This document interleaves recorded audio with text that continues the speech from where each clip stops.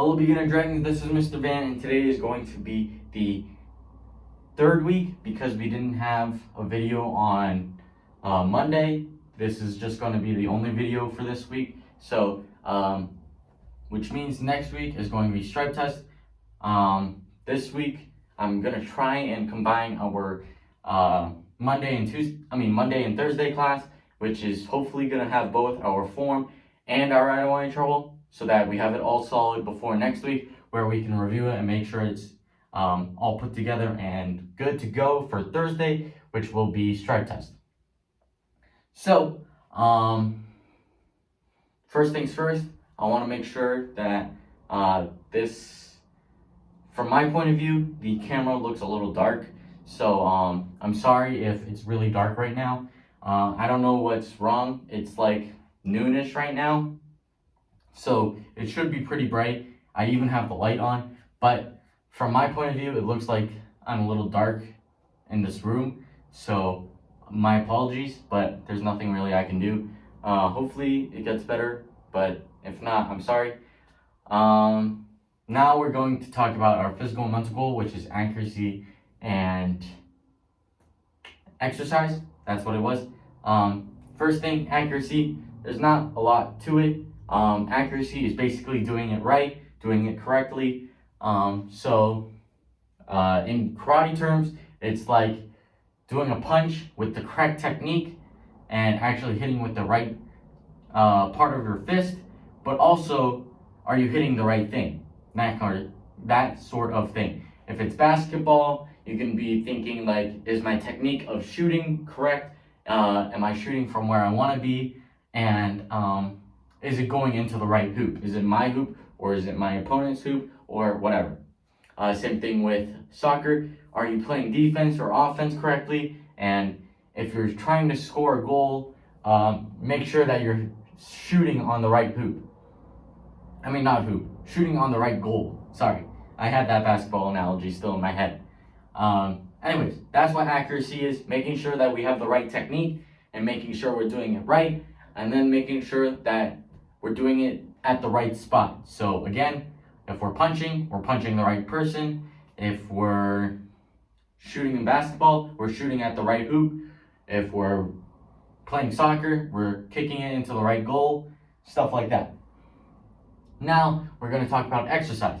So the past couple weeks, I talked to you guys about what type of exercise there is, and some examples like aerobic exercises is basically jogging, jumping jacks, swimming, riding a bike.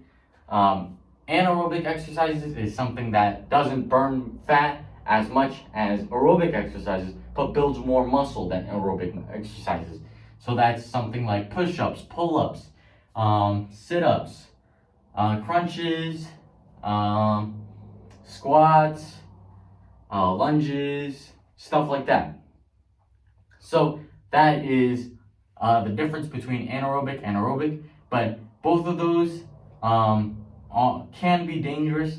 Even if you're just running, it can be dangerous, so you got to make sure that you're doing it safely. So this week I'm going to talk about doing exercises safely. So make sure that when you guys are doing exercises, whether that's aerobic or anaerobic, whether you're trying to burn fat or build muscle, you make sure that you're hydrated, making sure that you're breathing correctly, making sure that you don't want to puke, because all those things can be bad, making sure that you don't want to fall asleep, making sure that you don't turn pale.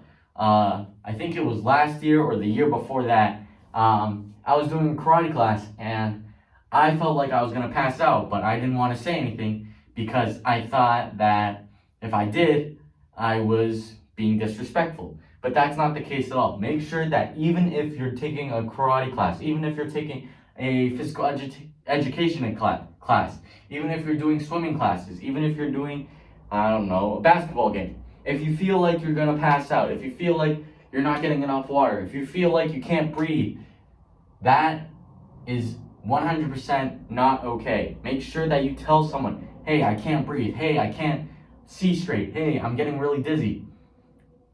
Make sure you tell someone, because when I was feeling not so well in a karate class, I turned really pale, and later on we found out that I was dehydrated.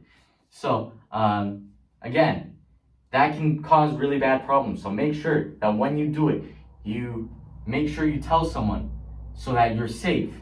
One example of making sure that we're safe is something like if you're running and then you can't breathe, you're gonna fall down. And if you're running on the side of the street, you could get hit by a car, and that's not really safe. Again, with karate, if we're doing a karate class and you can't breathe, you're gonna fall on the ground, and that's not really safe either.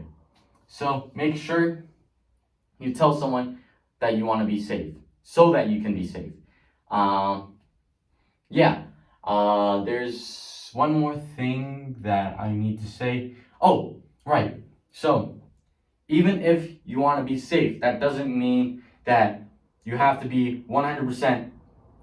I can breathe. Not like that. I don't want you to be like, oh, I can breathe normally. That means I'm doing the right way. No, not quite. When you do exercises, you want to have that little bit of challenge, but you don't want it to go overboard or else you're going to hurt yourself. So something like, if you can still sing perfectly without breathing too heavy, that is too little exercise. If you can talk, but you can't sing, that is probably great. That is probably the sweet spot that you want to be in. You don't want to be able to sing, but you also want to be able to talk. You want to be able to breathe normally, kind of, but still you can't be able to sing. So that's sort of a way to grasp whether or not you're doing it correctly, whether or not you're actually prepared. So, anyways, we are going to move on to our warm-up.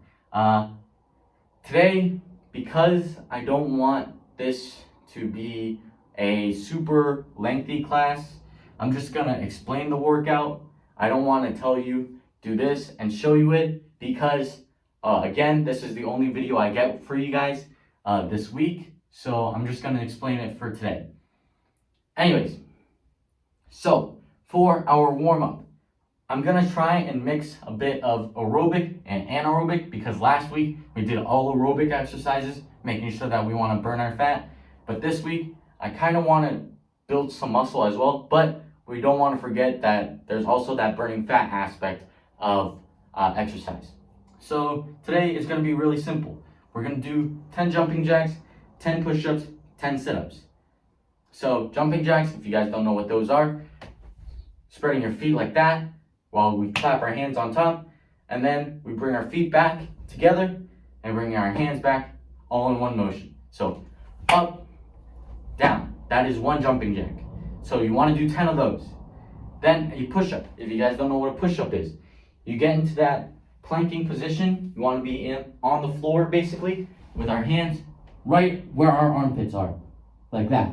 And then our toes are going to be on the ground, and then we are going to push up off the ground. So push up and then down, then up, then down. That is a push-up. So once you go up and down, that is what is one push-up. So you want to do 10 of those. And a sit-up, pretty simple. I think we've done this before. When we get onto the floor, we make sure our body is like a V. So our legs right here at that angle, our butts on the ground, our feet are flat on the ground as well. And we sit all the way down and then all the way up. And that is one sit-up. One thing I want to make sure that you guys don't do during a sit-up. I didn't do any examples for jumping jacks and push-ups because I feel like you guys should know how to do those. But sit-ups, make sure you aren't swinging your hands up and down like this because that is making it a lot easier. So if you have to, grab onto your shirt, hold on tight like you're giving yourself a hug, and do your sit-up that way. So then you're actually just using your core muscles instead of swinging your arms, bringing some momentum into it. So that is not what you want to do. And you guys can do that as many times as you think you need to. So I personally would probably do 1, take a little break, maybe 10, 15 seconds, 2, 10, 15 seconds, 3, 10, 15 seconds, and then maybe 4 and 5. You guys can do 1 and then do 10-15 second break, 2 10-15 second break, 3, and then that could be what you end at. Or you can just do 1. You can do those 10 jumping jacks, you can do those 10 push-ups, you can do those 10 sit-ups, and then call it a day, do some stretches, and then continue on with the class. Again, I don't want to make this too lengthy, so it's up to you guys. But make sure that when you guys do that, you think about, am I getting a good workout? Am I able to breathe heavily, but still be able to breathe and feel natural and not feel in danger? That's what I want you guys to think about when you do that warm-up. Now, we are going to move on to our form and our idle intro. If I do a jump skip jump cut or some sort of cut, it's because I need to look at a piece of paper because I don't remember this off the top of my head. I have to plan my lessons for you guys, so I have to maybe look at something, and I don't want you guys to see me run across the room and then come back.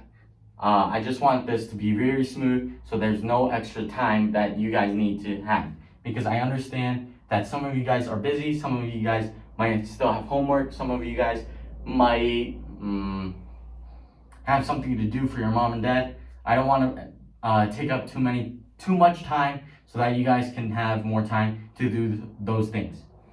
So first, we are going to do our form. We're going to combine the first week and the second week so that we have that one cohesive form. So courtesy, which is bow. We get into our left guard stance. So our toe and our heel in one line with our camera. We do back fist. So make an X, do one back fist like that. We turn into a forward bow. We do punch. So again, our toe and our heel, one line with our camera. Now our hips are centered forward so that we can actually do that punch, making sure it's vertical. So once again, we get into our guard stance, back fist, twist, punch. We turn our foot 45 degrees, going to that corner. Front kick, bring it all the way back. Again, 45 degrees to the corner. Bring our foot all the way up, out, back, then down. Making sure our hands are up. I made sure that my hands were down so that you guys could see all 4 parts. But make sure when you guys do that, you have your hands up for that kick. Now, I have very little room to go backwards, so I'm going to move up a little bit. Hopefully you guys can still see me. Now we are going to do that side break fall that we practiced last week. Excuse me. Now, we take our back hand, we hug our head. So our hand is cupping our cheek or our ear. We fall down, bending our knees first, then landing on our butt, then our side, then slapping the ground near our hip. I'm gonna do it to the side now so that you guys can see what I'm actually doing. So we get into our guard stance. We just did our front kick.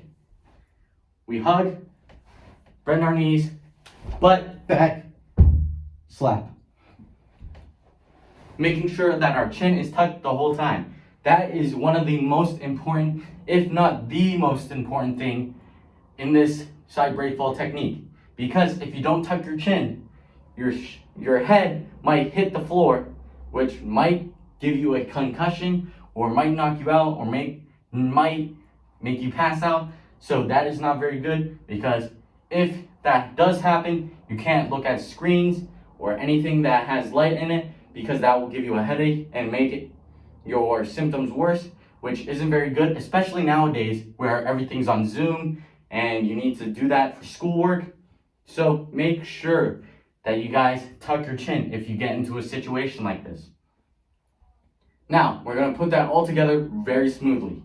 So I'm going to do it to the side so that I have room to side break fall. So back fist, twist and punch, turn our foot 45 degrees to a corner, front kick, hug our head, side break fall.